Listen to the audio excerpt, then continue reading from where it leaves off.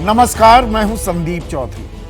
आज सीधा सवाल में हम बात करेंगे 2024 के चुनाव की। अब ज्यादातर चर्चाएं चुनाव केंद्रित रहने वाली हैं और जब चुनाव की बात होती है तो दो गठबंधन आमने सामने दिखाई दे रहे हैं। एनडीए मुकम्मल तौर पर एक गठबंधन के तौर पर सामने खड़ा हुआ है। India is a process in making. गठबंधन की शक्ल अभी पूरी नहीं हो पाई है, अभी आधी अधूरी है। और कांग्रेस जो धुरी है इस गठबंधन की, आज कांग्रेस की राज्य इकाइयों की बैठक हुई आलाकमान के साथ। पेंच, जो सबसे बड़ा पेंच है, सीटों का बंटवारा, कौन कितना झुकने को तैयार है, कौन कितनी दरियादिली दिखाएगा, कौन कितना गठबंधन धर्म निभाने को तैयार है। खबर यह आ रही है कि 20 जनवरी तक सीटों का बंटवारा हो जाएगा। अभी 20 जनवरी में 16 दिन बाकी है और यह लंबा वक्त हो जाता है। लेकिन आज जो बैठक हुई, उस बैठक के बाद जो खबर सामने आई है, उसमें दरार की जो खबरें, जो अटकलें, हम दरार शब्द तमाम न्यूज चैनल्स इस्तेमाल कर रहे हैं, दरार की खबरें फिर से सामने आती दिखाई दी है। लेकिन क्या यह हकीकत है या महज फसाना, यह भी मैं आपको समझाने वाला हूं। पंजाब में आम आदमी पार्टी के साथ कांग्रेस कोई गठबंधन नहीं करेगी।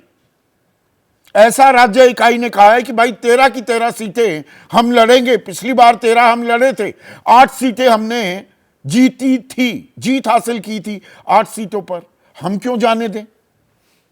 आम आदमी पार्टी तो कहीं खड़ी हुई दिखाई नहीं दी थी लोकसभा चुनाव में, बाद में चाहे उनकी सरकार बन गई हो।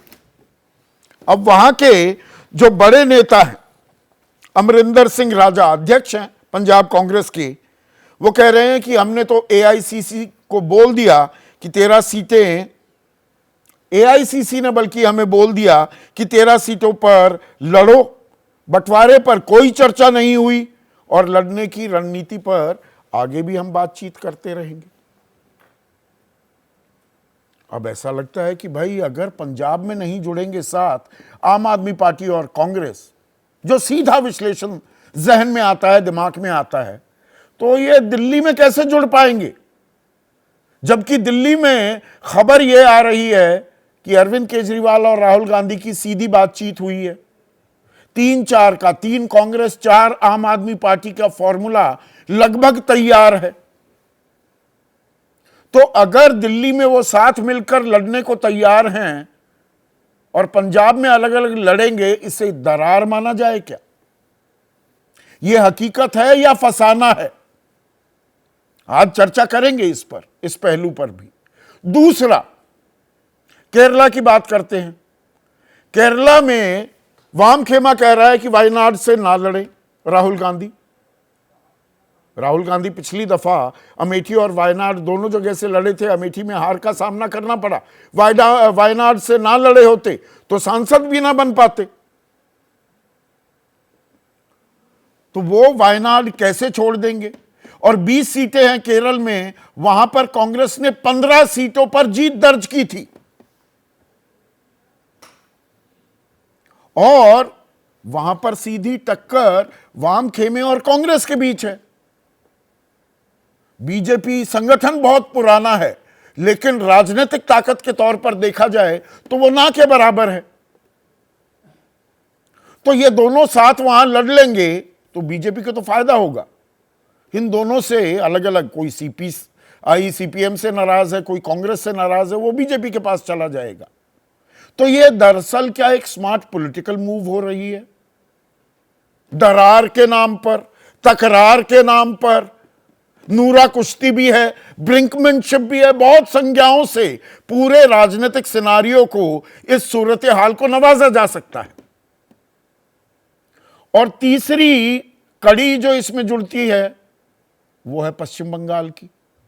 अब पश्चिम बंगाल में ममता बनर्जी पोल पोजीशन पर है, सबसे ज्यादा सीटें लोकसभा की पिछली बार भी जीती थी, कांग्रेस 2 सीटें जीत पाई थी, बीजेपी 18 सीटें लेने में कामयाब हो गई थी। अब ममता कह रही है कि हम तो 2 सीट देंगे। तो अधीर रंजन चौधरी वो क्या कहते हैं, ममता जी से कौन सीट मांग रहा है, कौन भीख मांगने गया है, शब्दों पर गौर कीजिएगा। हम अपने दम पर चुनाव लड़ सकते हैं, ममता जी मोदी जी की सेवा में लगी हुई है।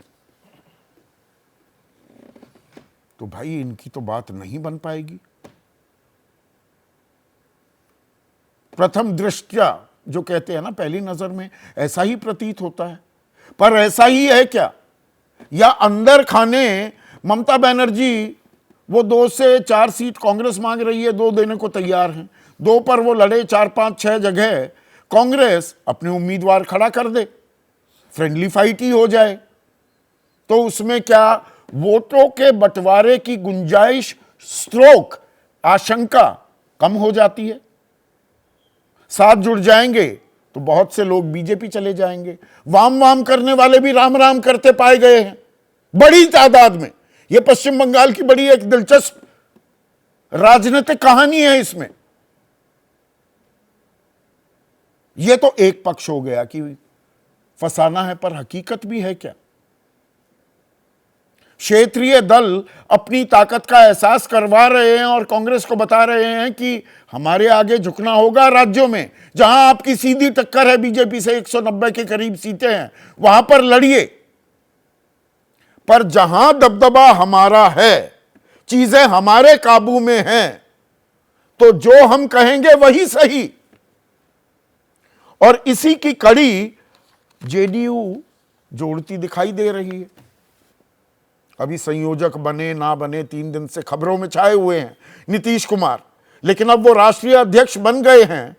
और पहले तो सीतामढ़ी से देवेश चंद्र ठाकुर का नाम उन्होंने अनाउंस कर दिया, एक तरफा यूनिलैटरल डिसीजन, इसमें इंडिया की कोई सहमति नहीं ली गई। तो जानकारों ने कहा कि नहीं, वो सुनील कुमार पिंटू बागी हो गए हैं तो यह करना जरूरी हो गया था।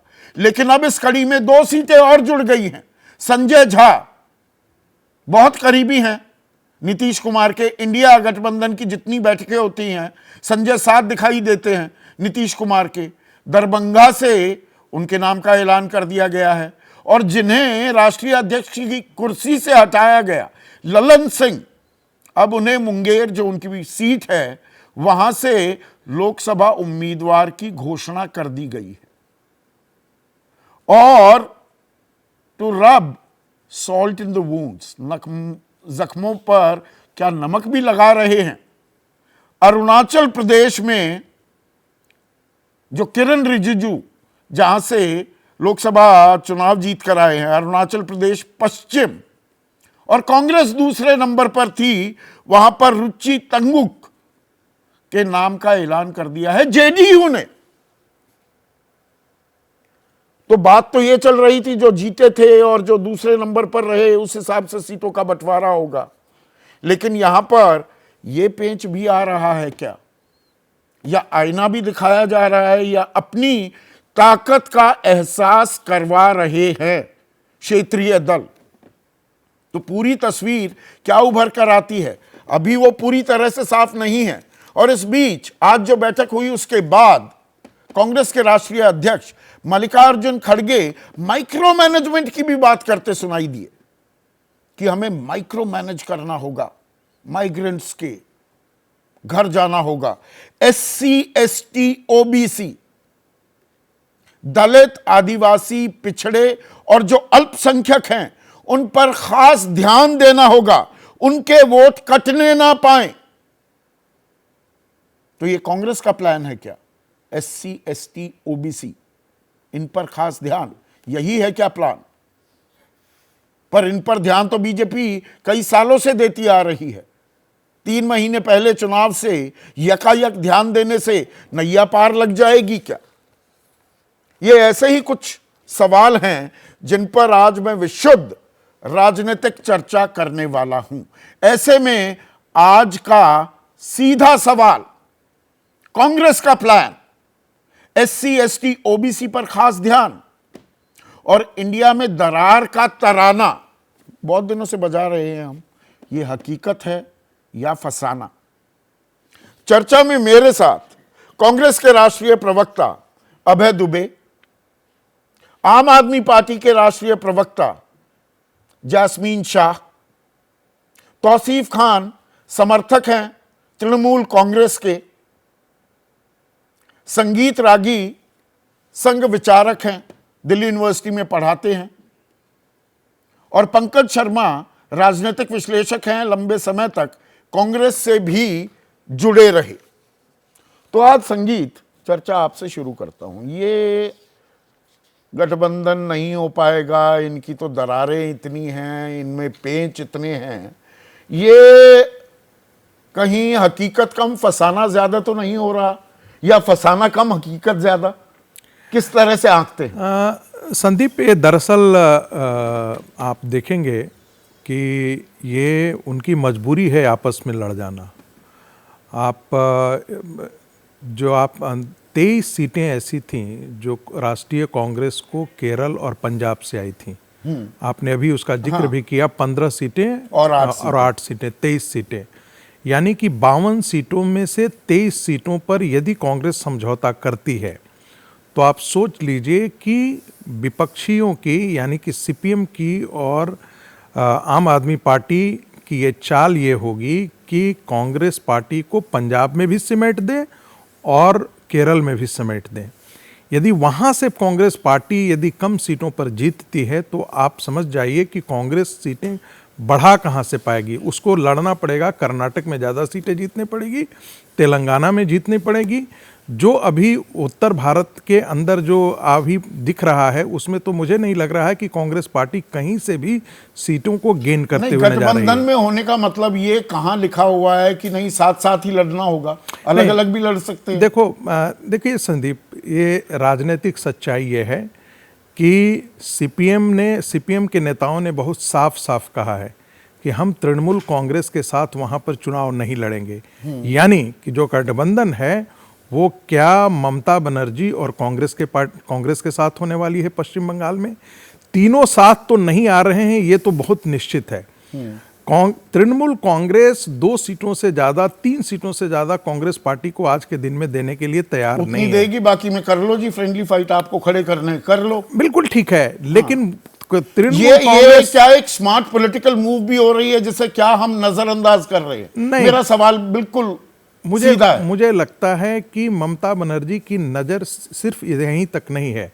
ममता बनर्जी ने जो ये बात कही थी कि कांग्रेस पार्टी से जो संयोजक की भूमिका होनी चाहिए वो मल्लिकार्जुन खड़गे की होनी चाहिए, तो एक प्रधानमंत्री का दावेदार मल्लिकार्जुन खड़गे को होनी चाहिए। अरविंद केजरीवाल ने कहा, अरविंद केजरीवाल ने, और ममता बनर्जी का भी नहीं, था। ममता ने संयोजक की बात कही, ठीक है। हाँ। तो ये कोई अनायास नहीं है, ये जानबूझकर के उनके राजनीति का हिस्सा है ताकि कांग्रेस के गांधी परिवार को इससे नहीं इसमें जो मैं सवाल आपसे, क्योंकि आप एक राजनीतिक विश्लेषक भी हैं संगीत, सवाल मैं ये पूछ रहा हूं भाई, कांग्रेस और लेफ्ट केरल में साथ साथ क्यों लड़े?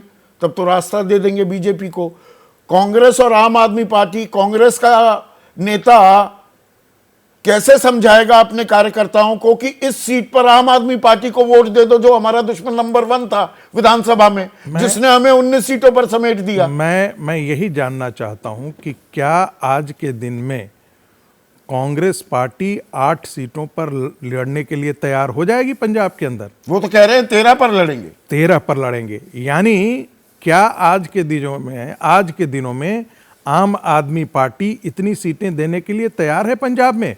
मुझे लगता है कि राजनीतिक जमीन जिसे छीन करके आम आदमी पार्टी खड़ी हुई है, तो दोनों 13-13 पर लड़े, चाहे वो कभी दोनों 13-13 पर लड़े, उसमें शिरोमणि अकाली दल और बीजेपी की संभावनाएं कम हो जाती हैं। देखो 26 सीटें हैं, आपको क्या लगता है कि पंजाब के अंदर जो है वो आधे आधे पर बंटवारा पर मान लेंगे?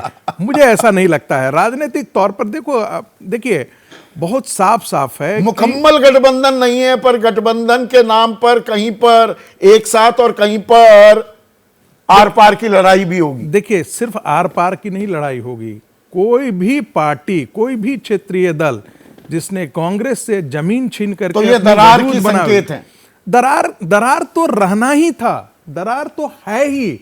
इकट्ठा इसलिए हैं क्योंकि उनको लगता है कि यदि हम इकट्ठा नहीं रहते हैं, नहीं, आम आदमी पार्टी और कांग्रेस दिल्ली में साथ लड़े और पंजाब में अलग अलग लड़ें। ये जरा अभी देखते जाइए, ये दोनों साथ आते हैं भी या नहीं आते हैं। तो अभी आगे आगे देखिए होता है क्या। अबे दुबे, ये दरार है भाई। पंजाब में आपकी स्टेट इकाई कह रही है हम तो 13 की 13 सीटों पर लड़ेंगे। एआईसीसी ने हमें कह भी दिया है। केरल में आप 20 की 20 सीटें लड़ेंगे। वायनाड छोड़ने को राहुल गांधी तैयार नहीं। ये दरार के साफ संकेत दिखाई दे रहे हैं या ये कोई राजनीतिक रणनीति अख्तियार की जा रही है? संदीप चौधरी जी, इंडिया गठबंधन दल जो बना है वो दरार नहीं, एक करार के तहत बना है। मैं संगीत रागे जी को सुन रहा था। भारतीय जनता पार्टी के प्रति झुकाव वाले राजनीतिक विश्लेषक हैं, तो उनका विश्लेषण को थोड़ा सा उनको आत्म मंथन करना चाहिए कि हम जो सारे इंडिया गठबंधन के दल हैं, स्वाभाविक प्रांतों में हम लोगों की प्रतिस्पर्धा है जहां भारतीय जनता पार्टी का अस्तित्व आज के समय में नहीं है, वहां आंतरिक प्रतिस्पर्धा है, वो तो दिखेगी ही दिखेगी।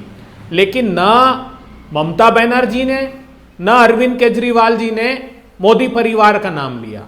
उन्होंने अगर खड़गे जी को संयोजक या खड़गे जी को प्रधानमंत्री कहा तो उसके संकेत साफ थे कि भारतीय जनता पार्टी के वो खिलाफ है।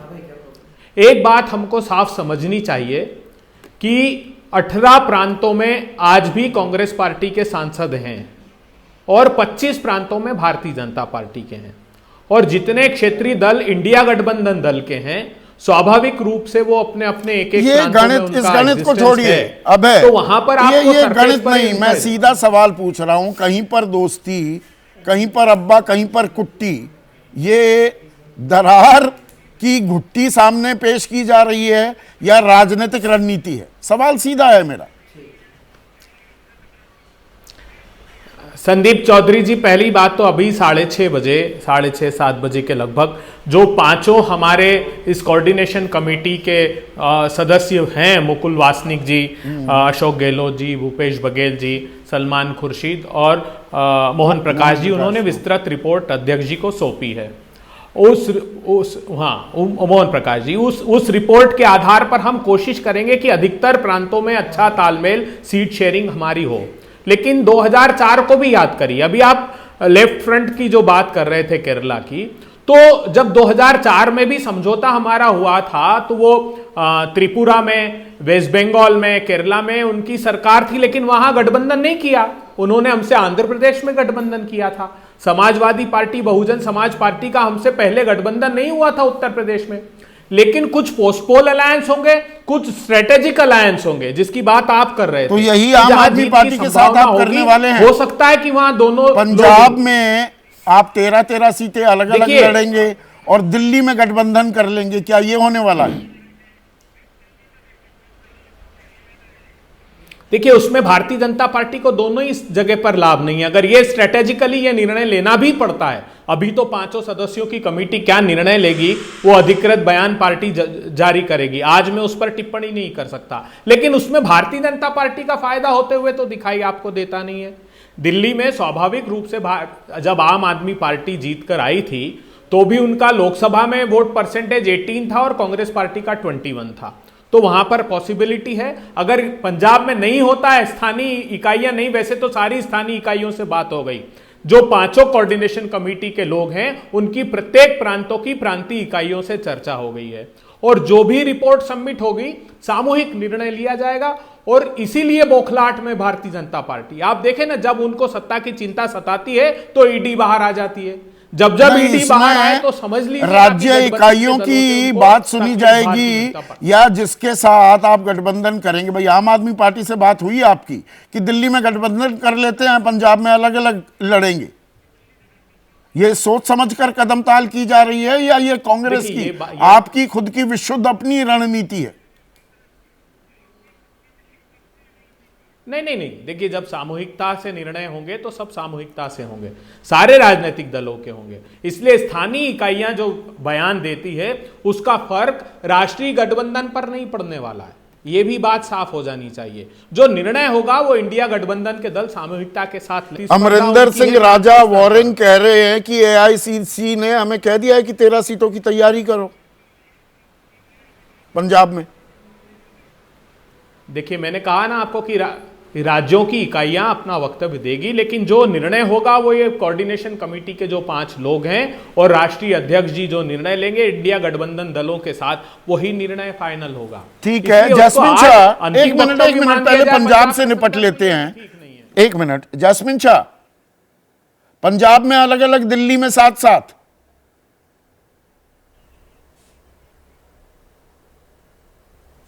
संदीप जी पहले तो मैं बता दूं कि मुझे खुशी हो रही कि आज देश भर में जितनी उत्तेजना और जितनी चर्चा है लोकसभा चुनाव को लेके, वो केवल इंडिया गठबंधन को लेके है। कोई आज एनडीए या बीजेपी से नहीं पूछ रहा है कि आप अपने 40 अलायंस पार्टनर्स के बीच में क्या डिस्कशंस कर रहे हो, किसको कितनी सीट कोई खटपट दिख ही नहीं रही, कोई पेंच दिख नहीं रहे। क्या पूछे जहां खटपट नहीं, पेंच नहीं, दरार नहीं। मैं बता संदीप जी, संदीप जी मेरा उत्तर सुन लीजिए और आप भी हंसेंगे, आप भी हंसेंगे। यहाँ पे ये खटपट नहीं है। ये जब देखिए 2 पार्टी और या 26 पार्टियां एज इक्वल्स जब मिलती हैं तो डिस्कशंस होते हैं, डिबेट होते हैं। लेकिन जहां पे एनडीए और उनके पार्टनर्स मिलते हैं, मैं एग्जांपल दे दूं, अगर मोदी जी अजित पवार और छगन भुजबल से क्या वो नेगोशिएशन करेंगे? वो नेगोशिएशन नहीं करेंगे। वो कहेंगे कि 1 सीट लो, 2 सीट लो, चुप रहो, नहीं तो ईडी सीबीआई तुम्हारे घर भेज दूंगा। इसलिए आपको कोई खटपट नहीं पता चल रही है। और इसीलिए मैं कह रहा हूं कि ये जो डिस्कशंस और डिबेट्स हो रहे हैं ये हेल्दी डिस्कशंस हैं, इनको हो जाने दीजिए।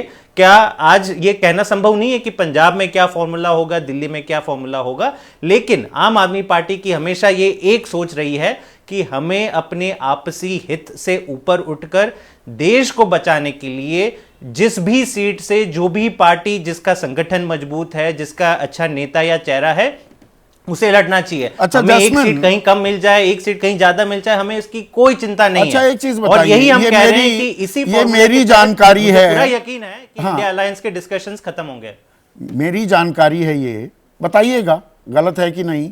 अरविंद केजरीवाल राहुल गांधी की बातचीत हुई 3 दिन पहले, और अरविंद केजरीवाल दिल्ली को लेकर, मैं इसीलिए अभी पंजाब पर भी आऊंगा, दिल्ली को लेकर अरविंद केजरीवाल यहां तक तैयार हैं कि कांग्रेस को ऐसा लगता है सातों वही जीत सकती है, दूसरे नंबर पर आई थी तो आप लड़ लीजिए। अभी तक पलटकर कोई जवाब नहीं आया है। तो दिल्ली पर गठबंधन को उसका खाका फॉर्म अप हो गया है कि नहीं? संदीप जी, मैं ये जरूर कहूंगा कि आपसे तेज इस मैटर में ना मैं हूं ना देश का और कोई पत्रकार है।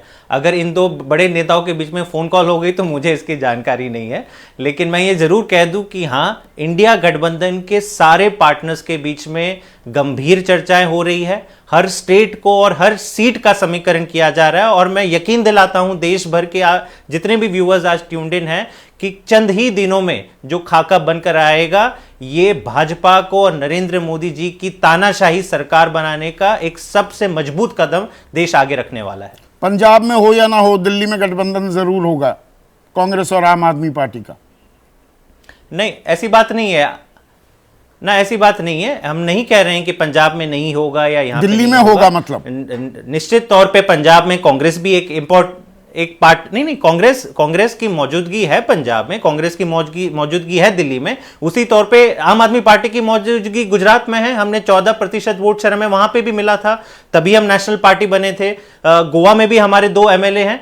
तो जहां जहां जिस पार्टी का दबदबा है, उसको ये जो भी समीकरण होगा, कैलकुलेशन होगा, उसमें फैक्टर इन किया जाएगा। लेकिन मैं वापस कह दूं कि इसमें हमें 1 सीट कम मिल जाए, 4 सीट कम मिल जाए, उससे हमें कतई परहेज नहीं है। ईडी की जो सक्रियता है, वो तीसरा समन तो इग्नोर कर दिया अरविंद केजरीवाल ने।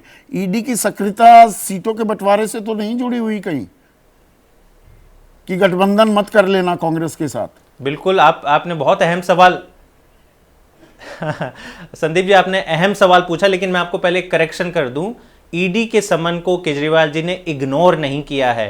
3 से 4 पन्ने का डिटेल्ड रिस्पॉन्स भेजा है, जैसे उन्होंने पिछले 2 ईडी के समन्स पे भेजा था, और साफ साफ सवाल पूछे हैं कि देखिए ईडी भी देश के संविधान से उठकर किसी को ऐसे ही समन्स नहीं भेज सकती है। कुछ कुछ अगर सवाल हैं अरविंद केजरीवाल जी के, तो उसके जवाब ईडी नहीं दे रही है। सिंपल सवाल पूछ रही है कि आप किस हैसियत से हमें समन कर रहे हैं, विटनेस के तौर पे या अक्यूज के तौर पे? क्या आप हमें आम आदमी पार्टी के कन्वीनर के तौर पे बुला रहे हैं या चीफ मिनिस्टर के तौर पे? अगर ईडी में इतनी ट्रांसपेरेंसी है, मतलब नहीं मानेंगे तो जेल जाएंगे, मान जाएंगे तो जेल जाने की जरूरत नहीं। 2 सालों से 2 साल नहीं, बात वो नहीं है संदीप जी। 2 साल से जिस केस के ऊपर इन्वेस्टिगेशन चल रही है, 1000 से ज्यादा रेड हो चुकी है, तो मुझे ये बताइए कि ईडी को 2 साल के बाद, जब 2 महीने में लोकसभा चुनाव होने वाले हैं, तब अरविंद केजरीवाल की याद क्यों आई? चलिए, इस पर हमने पूरा कार्यक्रम किया था, 30 सेकंड का इंटरवेंशन, उससे ज्यादा नहीं। संगीत जब ईडी समन जारी करता है तो संगीत कर रहे हैं इंटरव्यू। देखिए अरविंद केजरीवाल ईडी के समन को इसलिए इग्नोर कर रहे हैं क्योंकि वो जानते हैं कि सच्चाई क्या है। वो चाहते तो जाकर के कोर्ट जा सकते थे, लेकिन उनको पता है कि कोर्ट से यदि नहीं राहत मिलती है तो राजनीतिक तौर पर शहीद होने का मौका खो देंगे। इसलिए वो चाहते हैं कि वो ईडी उनको गिरफ्तार करे, वो गिरफ्तारी ही चाहते हैं। और मुझे ऐसा लगता है कि आने वाले दिनों में आप अरविंद केजरीवाल तो कल तक यही कहते थे कि भाई ईडी बुलाए और समन जारी करे, समन जारी करे, और आप नहीं आ पाते हैं, शर्म होने की बात। ये तो श्रीमती सोनिया गांधी जी के लिए उन्होंने कहा था। आज वही रस्सी का फंदा जो दूसरों के लिए उन्होंने खड़ा किया था, उनके गले में आकर के पड़ गई। राजनीतिक तलवार की तरह भी इस्तेमाल हो रहा है। देखिए, एक मिनट संगीत, देखिए थोड़ा टाइमलाइन आपको मेंटेन करनी पड़ेगी, रिस्पेक्ट करनी पड़ेगी। अबे दुबे, अब पश्चिम बंगाल पर आते हैं। नहीं, अभी देखिए बहुत सारे पेच हैं जिन पर स्पष्टीकरण चाहिए। पश्चिम बंगाल में अधीर रंजन चौधरी तो आग उगल रहे हैं, हम भीख थोड़ा मांग रहे हैं ममता बनर्जी से, हम 2 सीट तो पहले भी जीत लिए थे। तो ये सीधी दरार है या ये कोई वेल थॉट आउट प्लान है? संदीप जी, एक 10 सेकंड सिर्फ दीजिए, मुझे बहुत जरूरी जवाब देना है। भावना गवली को 4 नोटिस दिए थे ईडी ने, शिवसेना की एमपी थी। उसने कहा ईडी के पास नहीं जाऊंगी, भाजपा से मिल जाऊंगी। आज 2 साल हो गए, बताएं ना प्रधानमंत्री जी क्या हुआ? अजीत पवार का जुलाई 21 में एक प्रेस रिलीज जारी किया था ईडी ने कि सुनेत्रा पवार और अजीत पवार की 65 करोड़ की संपत्ति जब्त करते हैं, 826 करोड़ रुपए के घोटाले में संलिप्तता है। जब गले मिले मोदी जी से, उसके बाद चार्जशीट में से नाम ड्रॉप कर दिया उन लोगों का। ये प्रताप सरनाइक, भावना गवली, यशवंत यादव, या लंबी फेहरिस्त है। वो कोई कल पूरा कार्यक्रम किया है वेस्ट बंगाल की। हाँ, पश्चिम बंगाल पर आते हैं। 1 मिनट संगीत, ऐसे नहीं चलेगा। वेस्ट बंगाल, देखिए पश्चिम बंगाल में हम हर संभव प्रयास करेंगे कि गठबंधन हो इंडिया के दलों का, और अगर वहां ये गठबंधन की भाषा है, फिर से दोहरा रहा हूं, ये गठबंधन की भाषा है। ममता जी से कौन सीट मांग रहा है, कौन भीख मांगने गया है? हम अपने दम पर चुनाव लड़ सकते हैं। देखिए, राजा बरार जी ने पंजाब में बयान दिया, आपने वेस्ट बंगाल में बयान दिया, तो जो स्थानीय नेतृत्व है वो वहां पर आपको ये दिखाई देगा प्रतिस्पर्धा। लेकिन एक समन्वय अच्छा स्थापित करने के लिए हम सब प्रयास कर रहे हैं। हमारी कमेटी की रिपोर्ट सबमिट हो गई, निर्णय तो वही होगा जो सामूहिकता से लोकसभा में आपके नेता हैं। हम चुनाव हारने के लिए नहीं लड़ रहे हैं। गठबंधन अधीर रंजन जी का की वॉइस है, मैं इनकार नहीं कर रहा हूं, लेकिन हम इंडिया के गठबंधन दल चुनाव जीतने के लिए तालमेल बना रहे हैं, चुनाव हारने के लिए कतई नहीं। जहां जो ताकतवर है, राहुल गांधी जी ने कहा था, जहां जो मजबूत है वो दृढ़ता से भारतीय जनता पार्टी के खिलाफ, इस अहंकारी सत्ता के खिलाफ लड़े, तो उसी को आधार बनाकर हम समझौता करेंगे। तौसीफ खान, इसमें मुझे कोई संदेह नहीं। किसी भी जब कांग्रेस 2 से 4 सीटें ही मांग रही है तो इतनी तल्खी क्यों तृणमूल कांग्रेस में और इंडियन नेशनल कांग्रेस में पश्चिम बंगाल को लेकर?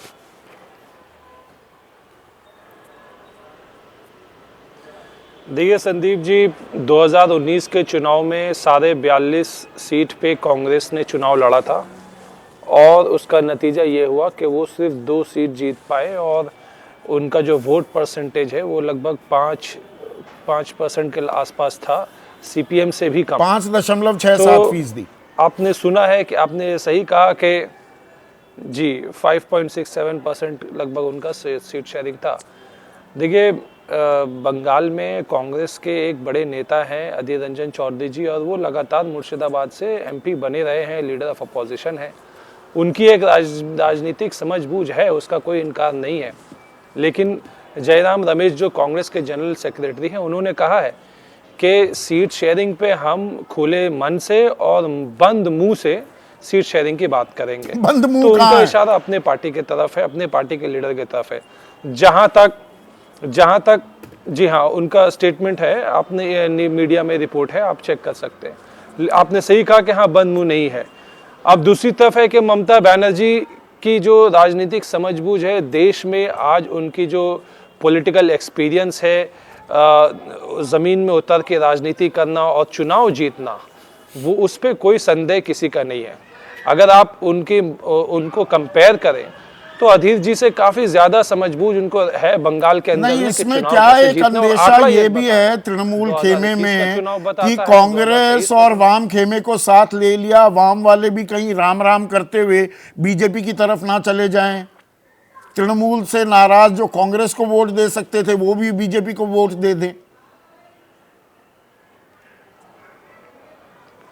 नहीं, देखिए लेफ्ट तो ये तो अलायंस जो है इंडिया अलायंस, इसमें तो लेफ्ट भी है पार्टनर, और ये तो देश भर का अलायंस है, सिर्फ बंगाल का है नहीं। तो बंगाल में तीनों साथ लेफ्ट के लड़ेंगे। नेता, जाहिर सी बात है, जबकि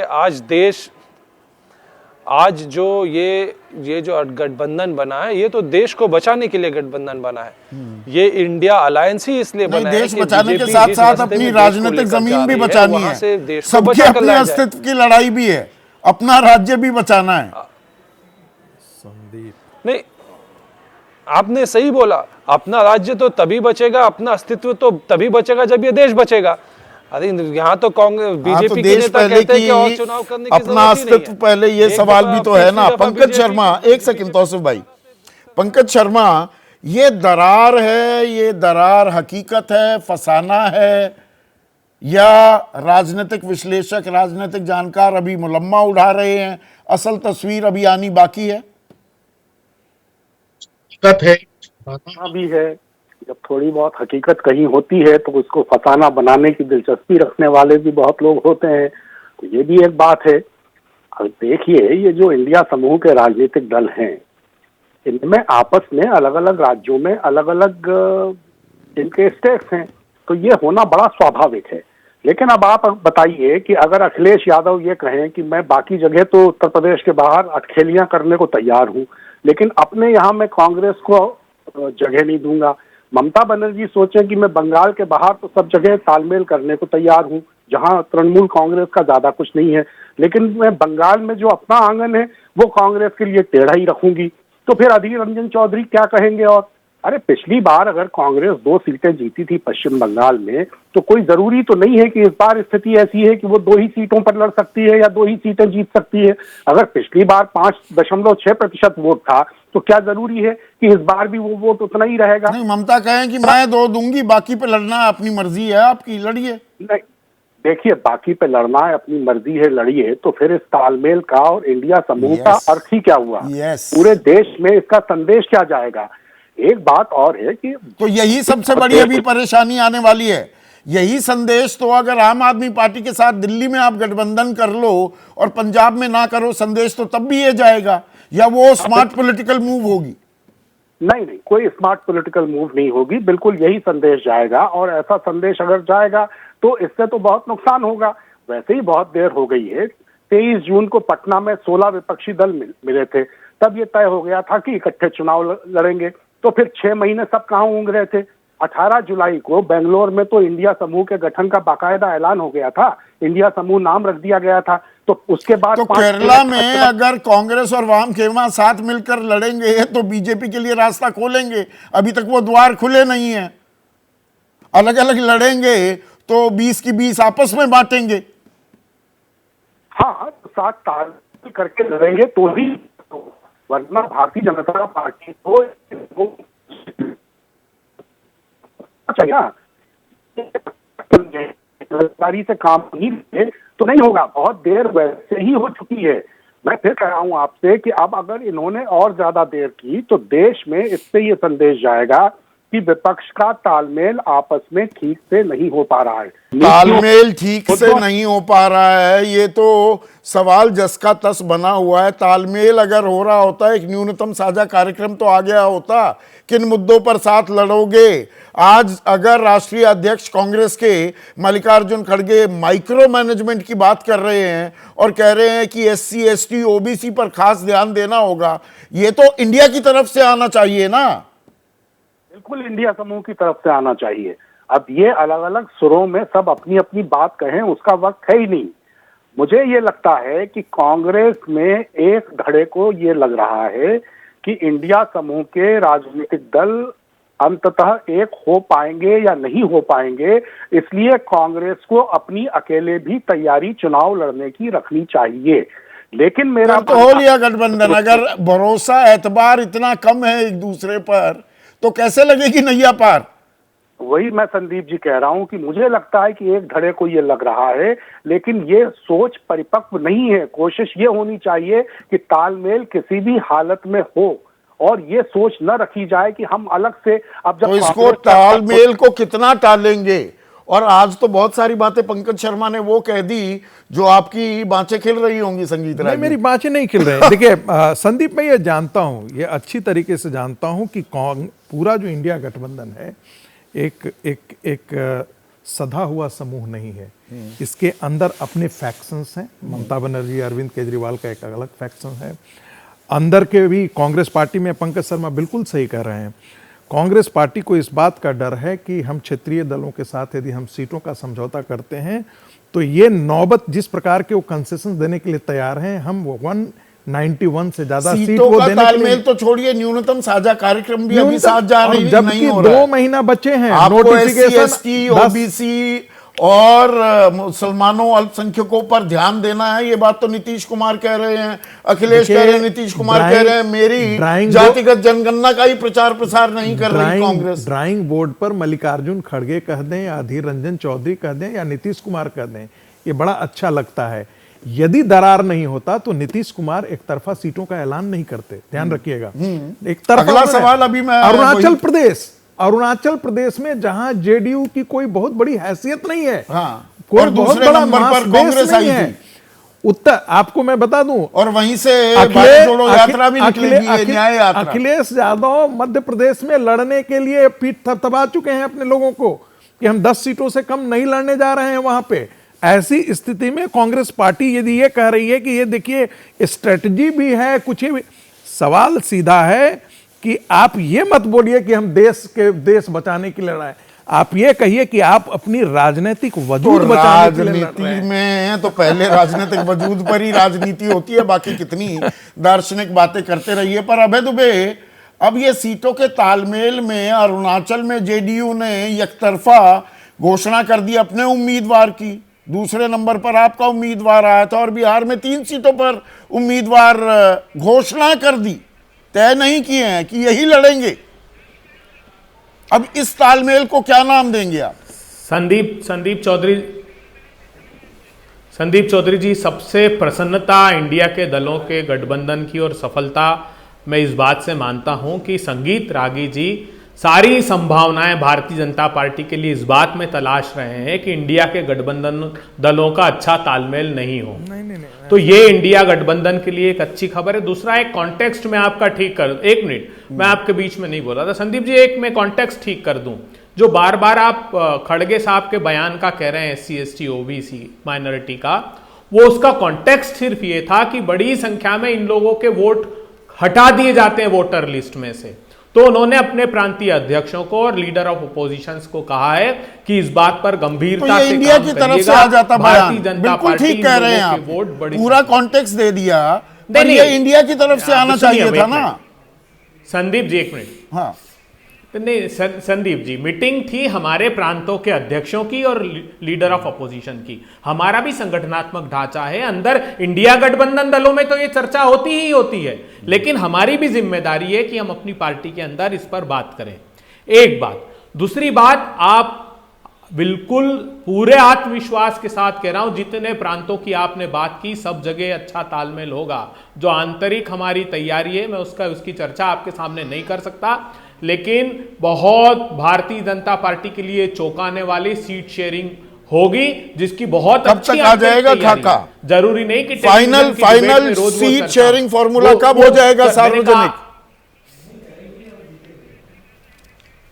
देखिए, आज से पहले आप इस बात पर चर्चा करते थे कि अभी तो सीट शेयरिंग की कोई चर्चा भी नहीं। अरे भाई, तारीख बता रहे हैं क्या? 20 तारीख आपकी तरफ से आई है, 20 तक हो जाएगा ना? संदीप जी, आज हमारी मैनिफेस्टो कमेटी की भी मीटिंग पहली हो गई है।